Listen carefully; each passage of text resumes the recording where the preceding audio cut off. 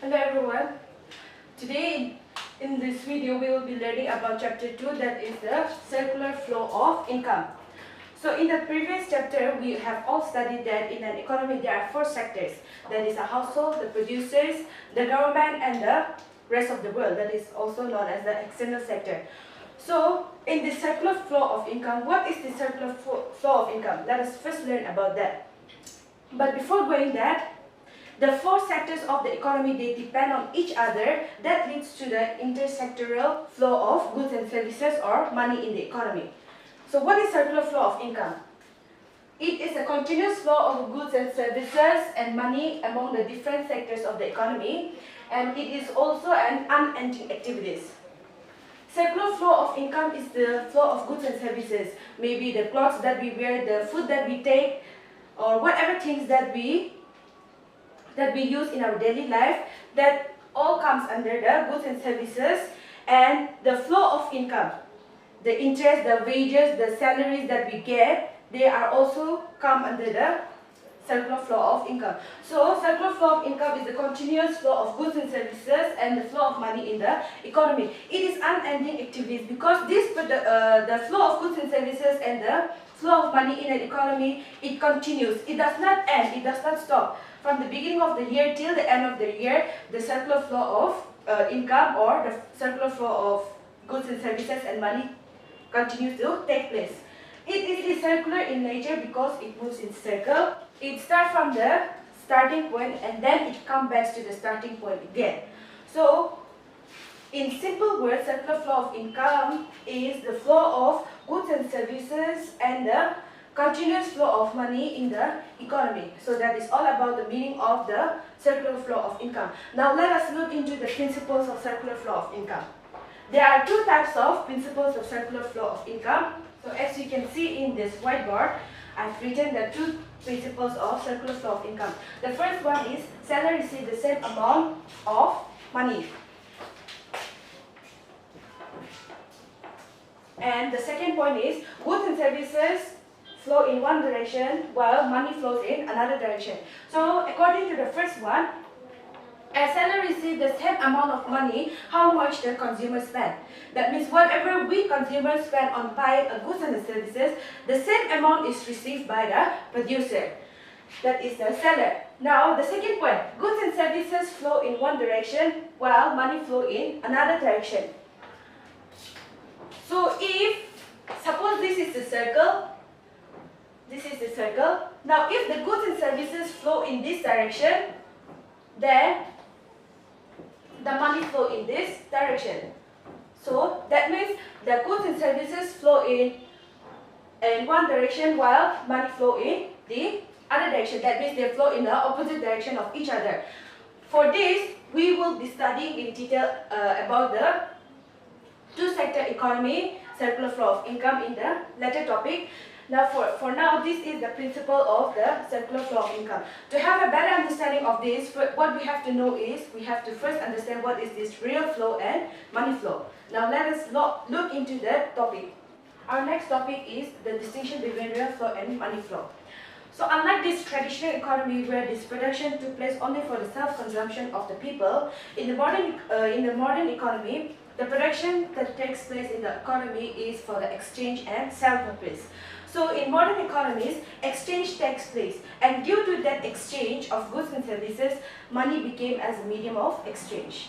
So now let us look into the difference between this real flow and money flow. What is real flow? Real flow is the flow of goods and services. The goods and services that we get in the economy is the real flow. It is real because we all know that households are the owners of factors of production. Factors of production are land, labor, capital and entrepreneurs. So all these land, labor, capital and entrepreneurs all come from the household. So they are real because they are the owners of factors of production. And coming to this money flow, what is money flow? Money flow is the flow of factors of payment. When the household provides land, labor, capital and entrepreneurs to the producers for producing goods and services, then comes the money flow. That is the flow of factors of payment. When these land, labor, capital and entrepreneurs take place, they receive payment in response of the services they provide to the production unit. So that is the basic distinction between real flow and money flow. Now to have a better understanding about this distinction between real flow and money flow, let us look into the diagram that I have drawn just now. So the either line that is the factor services and the goods and services refers the real flow of goods and services or money in the economy, and the outer line, factor payments and the consumption expenditure, indicates the flow of money in the economy. So household can be a consumer. We as a consumer comes under the household category. In the first category we have the producers or the producing unit.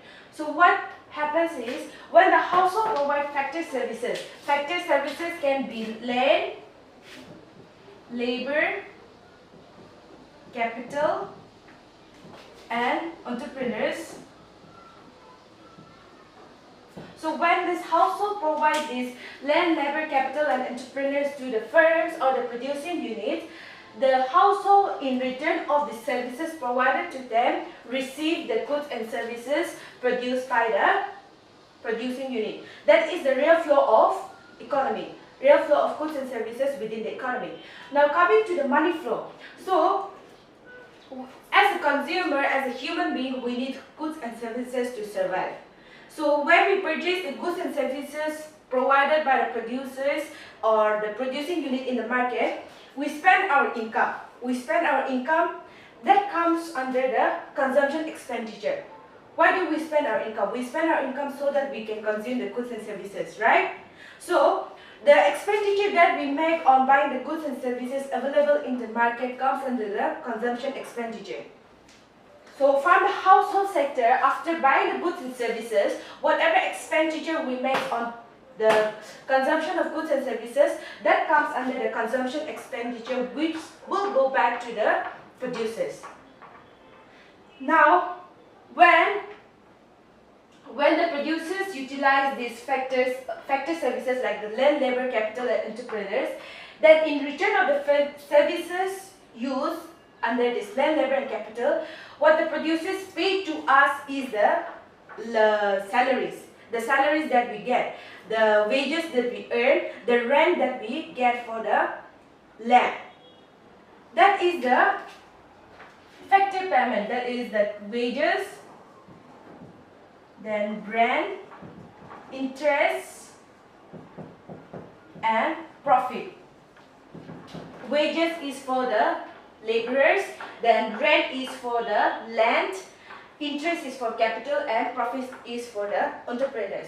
So this is a simple diagram where you can have a better understanding of the circular flow of income. First is the goods and the household provide the factor services like the land, labor, capital to the entrepreneurs. In return of that, the producers provide goods and services to the household sector. That becomes the real flow of goods and services within the economy. Now coming to the money flow, after providing these goods and services to the household, the producers then receive the consumption expenditure made by the consumers on the purchase of goods and services. That comes under the consumption expenditure.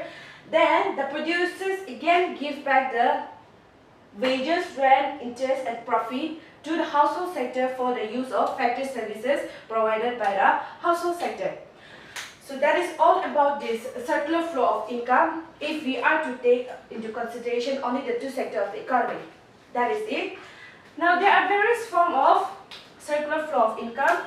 That is, the circular flow of income can be within two-sector economy, three-sector economy or within the first-sector economy. But in your textbook, according to your textbook, we will be dealing only with the two-sector economy. Okay. As I've said about this forms of circular flow of income in the economy, there can be various forms like the two-sector economy, the three-sector economy or the first-sector economy. But according to your textbook, we will be dealing only with the two-sector economy. The two-sector economy includes the first and the household sector. So let us just assume that there is no government intervention. Let us assume that the consumers are also not saving.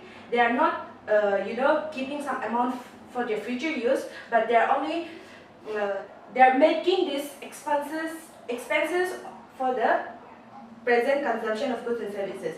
And let us also assume that there is no external sector. That means let us forget that there is no export and import within the country. Now, taking into consideration that there is no government, no income saving, no rest of the world, no export and export, look into this two-sector economy, that is including the firms and the household. The firms are, like I've said, the producers or the producing unit, and the household are the owners of factors of payment. That means they provide us with the land, labor, capital, and entrepreneurs. So, the producers, to produce a good and a service, they require land.